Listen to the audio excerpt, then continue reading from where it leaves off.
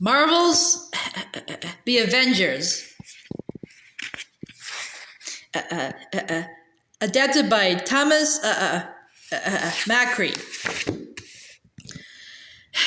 Welcome to the Avengers Initiative.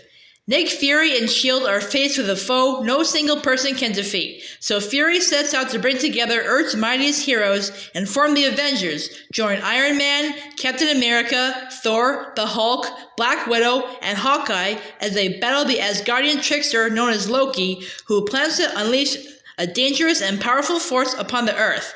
If Loki succeeds, the world as we know it will change forever, for the worse.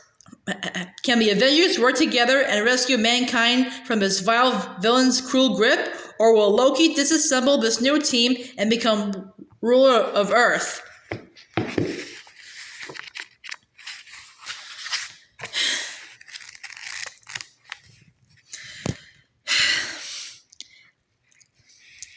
When the safety of the world is threatened, Nick Fury must assemble Earth's mightiest heroes, the Avengers.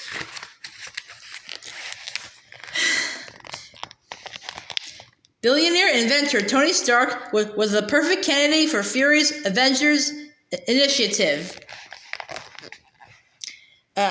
Fury recruited Stark for his genius, his repulsor technology, and his Iron Man armor, but he would need others. Next on Fury's list was the Asgardian warrior known as the mighty Thor. Thor carried his hammer, Mjolnir, and had the ability to control lightning.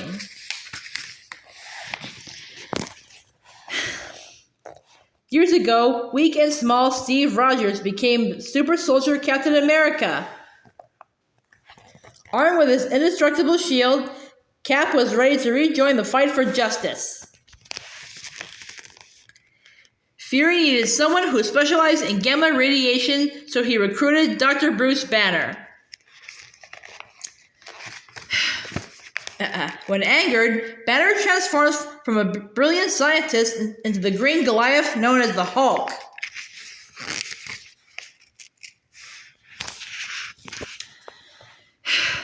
Fury also wanted S.H.I.E.L.D. agents on his team, including expert marksman Clinton Barton, aka Hawkeye.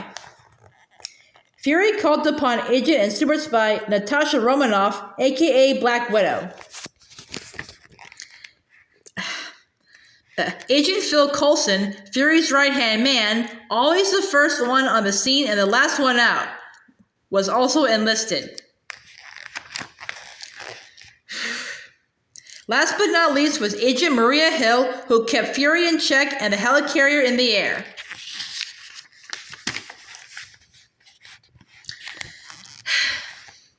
The Avengers would be put to the test against the Asgardian Trickster, Loki.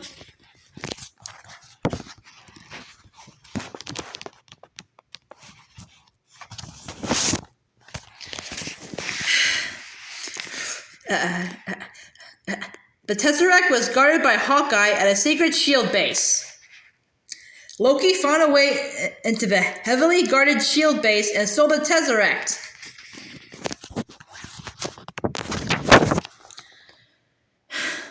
S.H.I.E.L.D. contacted Tony Stark about the Avengers Initiative, but Tony wasn't interested in joining the team.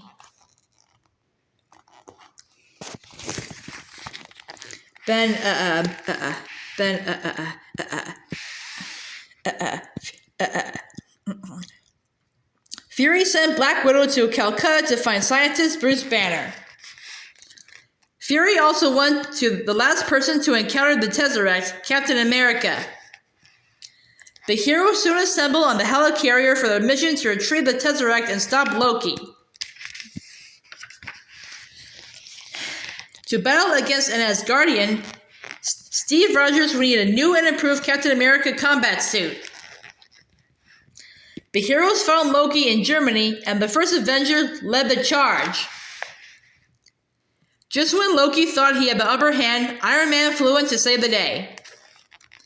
Working together, Iron Man and Cap stopped Loki, but someone mightier had plans for the Trickster.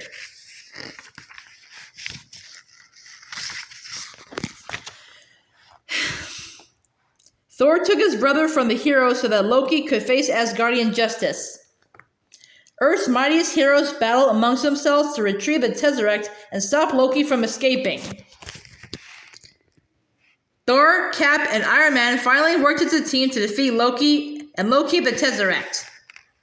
But Loki knew that the cell he was in was originally meant for someone bigger and greener.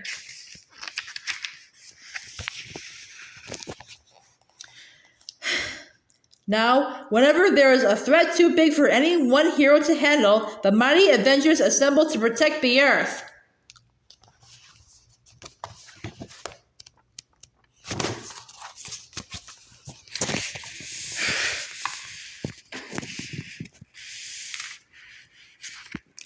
Prologue, the first Avenger. Steve Rogers came of age in a time unlike any we had seen before and hopefully will see again. The entire world was at war. Worse, this was the second war of its kind in less than a quarter century. Steve's parents had served in that last war, the Grey War, as it was called in Steve's day, and through them, he learned valuable lessons about what it meant to be a good soldier and, moreover, a good man. By the time Steve was a teenager, the Second World War had been raging in Europe for years. And in 1941, just before Steve turned 23, America joined in the worldwide fight. Steve had grown up watching the boys in his Brooklyn neighborhood line up at recruiting centers, suit up in uniform, pack their bags, and leave for deployment. Most it sometimes seemed, never to return home. Every day, the streets outside his cramped four-story walk-up sounded less and less like games of stickball, skelly, and kick the can, and more like the quiet of a church on a weekday afternoon. The gruff male voices that had filled the air gave way, slowly at first, then more rapidly, to the chatter of women on the home front. Did you hear what happened to Tony McGrath? My Johnny hasn't ridden in weeks. He makes me so nervous, that boy. I just want James to come home. Jimmy Jr. needs to meet his father. Occasionally, a wail would pierce a quiet evening. Steve always knew what it meant. Another Brooklyn boy gone forever. Did he know this one? He'd already stopped counting the friends he lost months ago. Nothing seemed to make sense anymore. The streets outside his window had changed. The nation and the world had changed. Nothing was certain except one very important thing. Steve had an irrepressible desire to fight, to help end this war, so that throughout Brooklyn, America, and the entire world, the sounds of laughter and games would replace the sobbing of those waiting for their loved ones to return home. He was going to fight to liberate the people who had been held prisoner by this war. He was going to fight to overthrow the madmen waging it. And he was going to fight to win the war so that after it was over, not another drop of blood would be spilled. So as soon as he was of age, Steve and a few other neighborhood boys, including his best friend, James Bucky Barnes, lined up at the local recruitment center to join the fights. Steve always felt small around the other boys, mainly because physically he was. Steve was much shorter than average, with a slight frame, and he weighed in at just under 100 pounds. He had difficulty breathing the polluted New York City air and was easily winded. His cheeks looked hollow, and he was so thin that his eyes nearly bulged from his skull.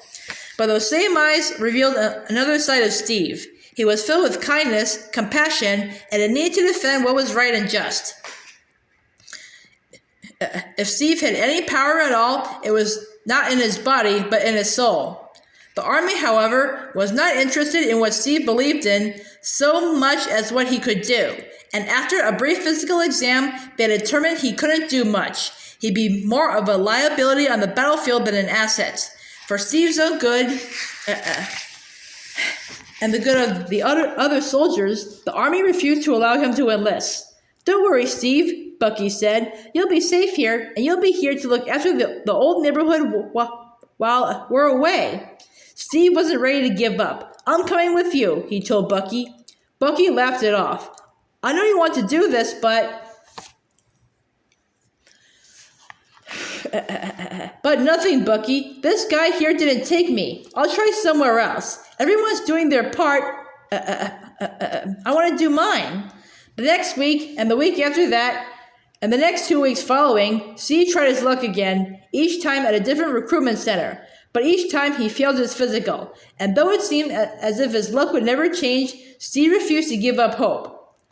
The night before Bucky was set to leave for the army, he and Steve went out on a double date to the World Exhibition of Tomorrow, a World's Fair that was part science show and part amusement park.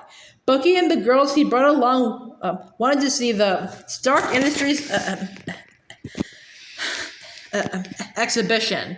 The world-renowned inventor Howard Stark was going to personally present some of his latest creations, including a car that could hover above ground and ride the wind instead of the road. But despite the amazing display of futuristic technologies, Steve was focused on plans for his own future. He wandered away from the others and approached the exhibition's Army Recruiting Center. Bucky stepped away from the girls and jogged over to Steve. "You're really going to do this now?" Bucky asked. It's a fair. Figured I tried my luck," Steve joked. "As who this time?" Bucky asked. Steve from Ohio? It's illegal to lie on your form, Steve. They'll catch you. Or worse, they'll take you. This isn't some back alley scrap. It's a war." It's the war," Steve said. "It's the war we can't lose. This is the one that counts, and I mean to be counted." Bucky asked Steve to forget about enlisting, at least for now. It was Bucky's last night before shipping out. There were 2 pretty girls who wanted to go dancing, waiting for them. Steve just smiled and shook his head. Bucky sighed, seeming to know that nothing would change his friend's mind. The 2 hugged, not sure if they ever see each other again, and each began a new journey. Bucky was off to war, and Steve was walking into the 6th battle of his own personal war, a battle to be allowed to fight. After filling out a form with a list of questions he memorized by now, Steve was brought to the exam room. It was a scene he played out what felt like 1,000 times. There was the exam table where they'd ask him to lay down so they could check his vitals. There were the tools that the doctor would use to perform the exam. The wastebasket in the corner, the eye chart on the far end of the wall. The sign above his head read, "It is illegal to falsify your enlistment form." The moment Steve saw the notice, an MP walked in. Steve might have been weak and frail, but until this moment, he had never been frightened. It looked like the government was finally fed up with what they clearly saw as his games. Trailing behind the MP was an older, bearded man in a lab coat and glasses. He thanked the MP and dismissed him. So, 5 exams in 5 tries in 5 different cities. All failed. "You are very tenacious, yes?" The man said in heavily accented English. Was it a German accent that Steve detected? Steve stuttered and tried to explain, but the man held up his hand. "So, you want to fight?" the man asked. "I don't like bullies," Steve answered.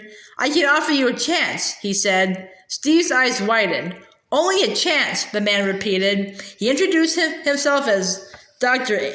Abraham Erskine of the Special Scientific Reserve Unit of the U.S. Army. Steve wasn't sure what that meant, and he didn't much care. If Dr. Erskine had a way to get Steve into the Army, he would take it. No questions asked. For weeks, Steve trained at a boot camp with a core group of other men. As usual, all of them were taller, healthier, and fitter than he was. Steve scrambled to run through obstacle courses, which he routinely failed to complete. He struggled to keep up during training runs, barely crossing the finish while the rest of the pack jogged hundreds of yards ahead. But Dr. Erskine could see something in Steve that others didn't. A fire in his eyes and a desire to do the right thing.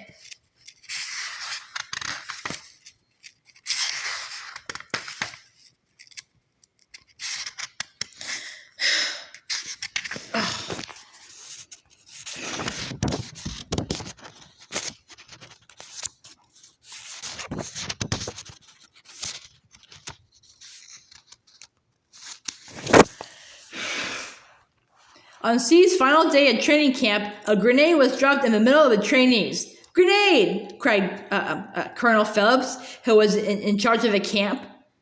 The soldiers scattered, finding cover behind tanks, inside ditches, under any shelter they could find. Every soldier fled, except one.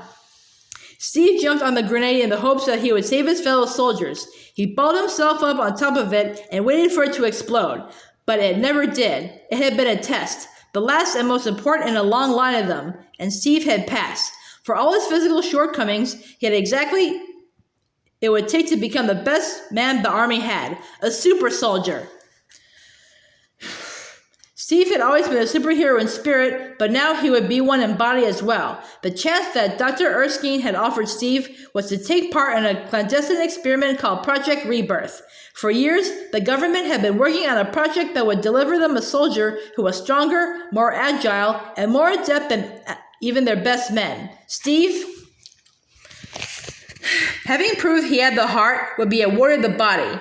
The very next day, Steve, Dr. Erskine, Colonel Phillips, and British agent Peggy Carter arrived in a secret lab under an old antique shop in Brooklyn. Steve was awed by the secret nature of the place and the unbelievable technology in use there. He was escorted by Agent Carter through doors into the main area of the lab, where a crowd of scientists and government officials looked on skeptically.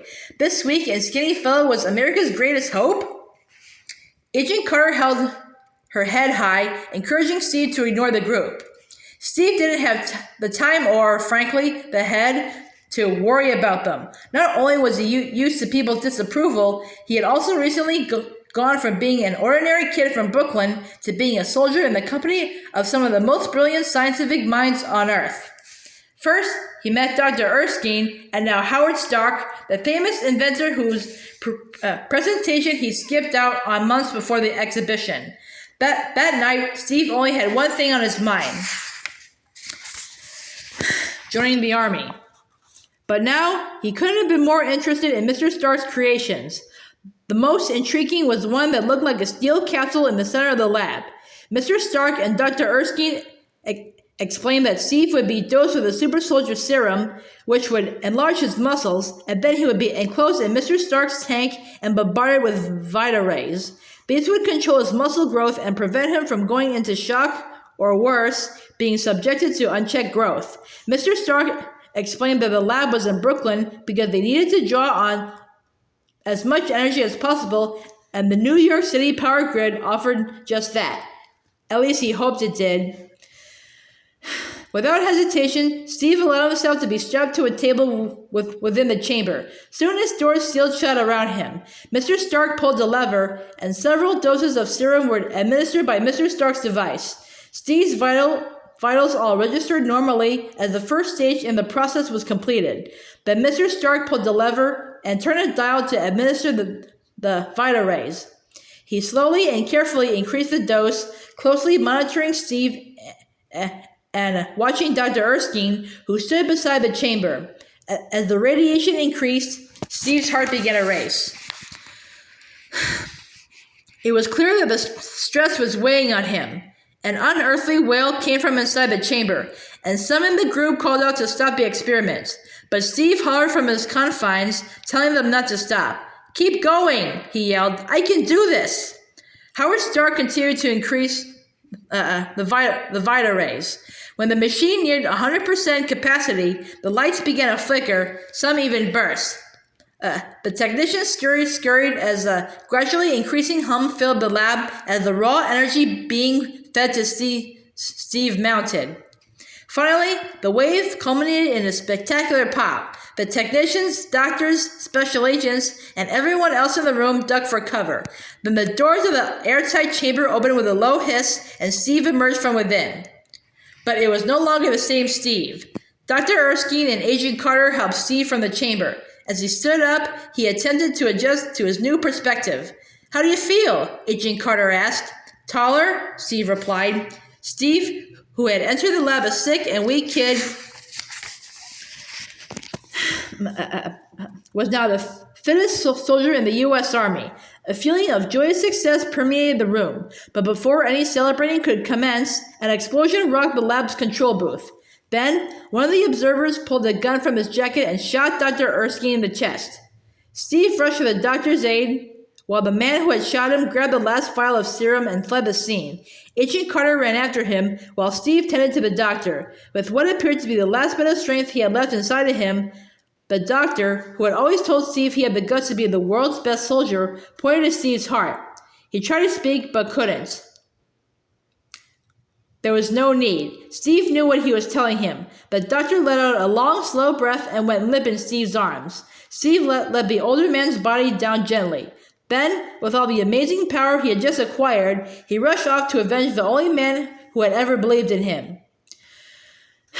Steve ran faster than any human being ever had. He spotted the man he was looking for jumping into a car. Steve ran through traffic, leaped over fences, and rode on the roofs of moving vehicles so he wouldn't lose his target. On the Brooklyn waterfront, he finally caught up with the man he was pursuing. The man jumped into what could only be, as improbable as it was, a submarine. The ship submerged and Steve jumped in after it. In his new body, Steve was a strong swimmer, and he was able to catch up to the ship and wrench its pilot from the cockpit. When Steve got them both to the dock, the man warned Steve that he and his agency Hydra could not be stopped. "Cut off one head and 2 more shall take its place," the man said. "Hail Hydra!" Then he bit down on a poison capsule and choked, taking his own life before Steve could question him any further. When Steve regrouped with Colonel Phillips and Agent Carter, Phillips decided that it was best to keep Steve's new abilities a secret. Despite seeing Steve in action, he did not have faith in the idea that one man could turn the tide of the war. He had wanted an army of super soldiers. One was not enough. Steve was offered a different kind of military job, performing shows around the country as a character called Captain America. As the captain, Steve wore a bright red, white, and blue costume with a star emblazoned on the chest. His cowl was marked with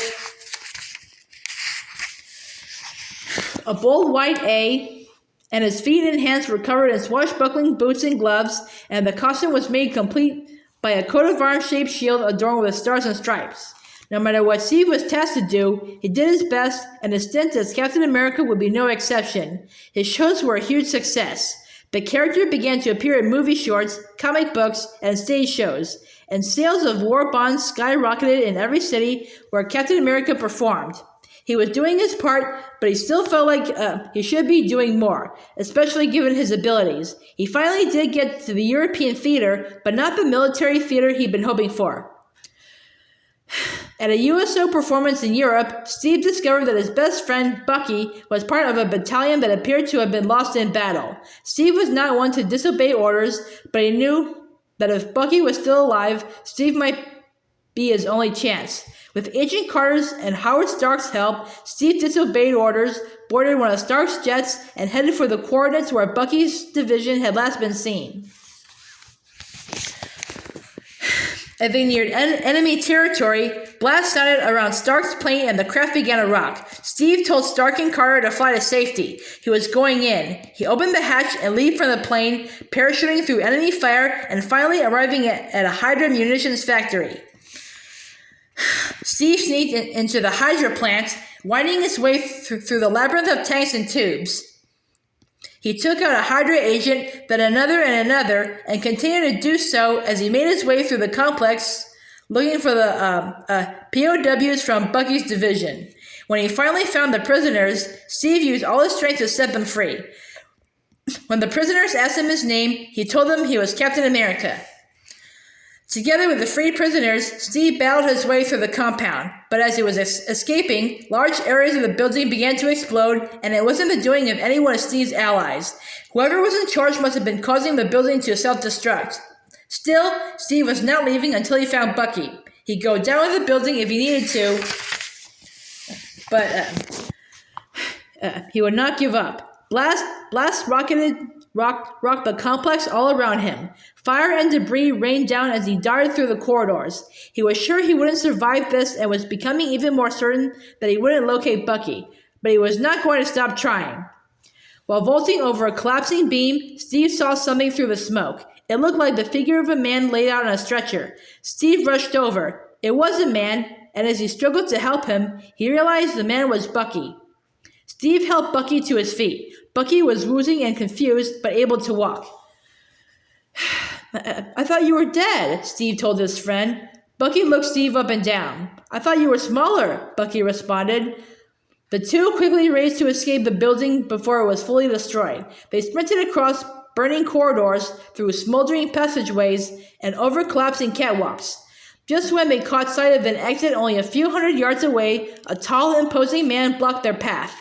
As Steve met his eyes, he recognized him as Johann Schmidt, Hydra's chief officer. Schmidt threw a powerful punch at Steve. He hit so hard that his fist made an impression in Steve's shield. The two continued to battle, and when Steve landed a punch on Schmidt's face, the Hydra officer's skin appeared to slide out of place. It was as though his top layer of skin was nothing more than a loose-fitting mask. Every time Steve landed a punch on Schmidt's face, the skin shifted more, and what looked like raw muscle became more and more visible from underneath his mask. Schmidt finally tore the layer of false skin from his face and revealed himself as he truly was, a man with a gruesome red skull for a head. The red skull turned and walked calmly from the crumbling building. He had a plan for escape, but Bucky and Steve were trapped. A huge explosion separated the two men, but both refused to leave until they knew the other was safe. They managed to reach each other, then looked for others who might be trapped in the building. After a sweep where they managed to rescue all the soldiers who were being held at the compound, they made their way back to base. When they arrived, Steve found himself in the unfamiliar position of being respected, trusted, and admired.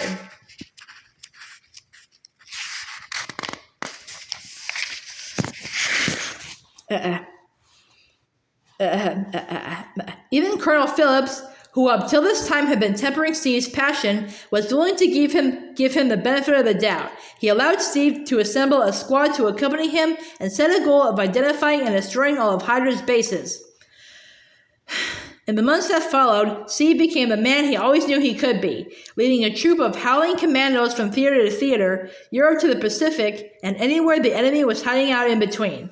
One by one, Captain America and his commandos eradicated every Hydra base on the map. The army outfitted Steve with a unique suit, red, white, and blue, with utility and cargo pockets, and Howard Stark bestowed upon him an unbreakable vibranium shield painted to match his uniform. Then one day, on a particularly dangerous mission aboard a train running through the Alps, Steve lost his best friend. Bucky, struggling to hang on to the side of the train as it traveled over a gorge, fell from the side and plummeted into the abyss before Steve's eyes. "Bucky!" Steve cried, but it was over. Bucky's death caused Steve to press on even further, taking out Hydra agents left and right. Steve believes Hydra's motto was wrong, that there was one Hydra head that, if cut off, would prove to be the death of the entire organization. He would not relent until he had the opportunity to combat it, the Red Skull. Steve soon got his chance when he cornered the Red Skull aboard a hulking Hydra aircraft. The two men battled bitterly, and then Steve did something that turned the tide of the fight. He tossed his shield, which crashed into a lighted power supply in the center of the ship. The supply crackled with energy. Something was obviously very wrong. "No! What have you done?" the Red Skull shouted. He picked up something that had fallen from the vessel. It was unlike anything Steve had ever seen.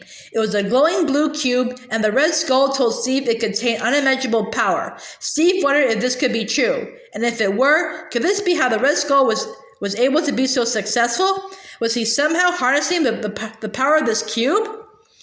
The Red Skull lifted the cube, and the cube, and Schmidt himself began to pulse with power. Too much power. A beam of blue light shot down from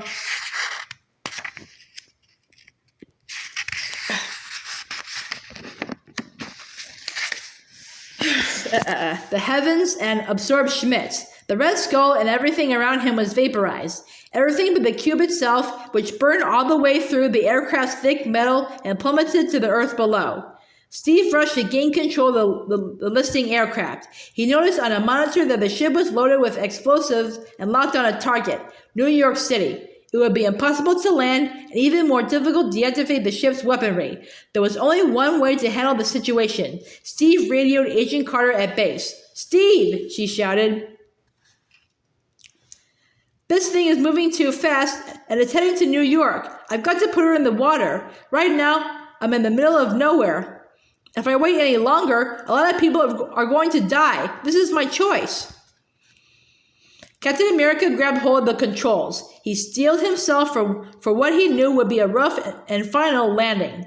He braced himself, fired the thrusters on the Red Skull's aircraft, and plunged the ship and himself with it into the frozen recesses of the Arctic Circle.